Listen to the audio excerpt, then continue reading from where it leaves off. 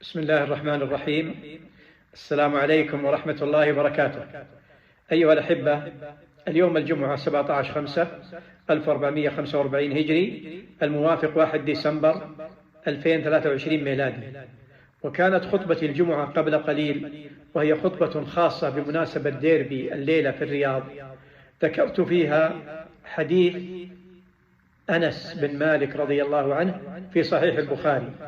قال: كان للنبي صلى الله عليه وسلم ناقة لا تسبق اسمها العضباء، فجاء أعرابي بقعود له فسابقها فسبقها، فشق ذلك على المسلمين. يعني كيف هذه الناقة تهزم ناقة النبي صلى الله عليه وسلم؟ فقال عليه الصلاة والسلام، وهو يعلم الصحابة ويعلمنا جميعا درس عظيم في الروح الرياضية الحقة والتنافس الرياضي الشريف، قال عليه الصلاة والسلام: إن على الله حق أن لا يرفع شيئا من الدنيا إلا وضعه. ينبغي أن نفهم معنى التنافس: يوم لنا ويوم علينا ويوم نساء ويوم نسر. هكذا الرياضة وهكذا الدنيا، فلا نبالغ في الفرح ولا نبالغ في الحزن.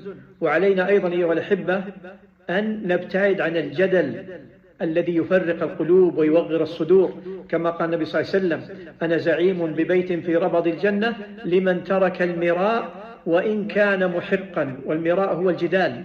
فعلينا أن نقول الكلمة الطيبة، ما يلفظ من قول إلا لديه رقيب عتيد، وأن نستبدل لغة الطوب والحجارة والعداوة والبغضاء بلغة الحوار والاحترام والحب والتفاهم.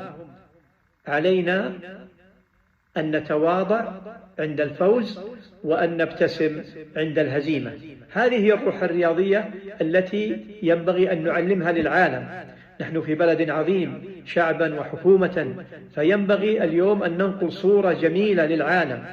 اليوم المباراة محلية لكنها بأسماء عالمية، أسماء نجوم كبار، والدولة ما قصرت وتعبت وضخت أموال وجهود لرفع المستوى الوسط الرياضي، فعلينا أن نكون على هذا المستوى.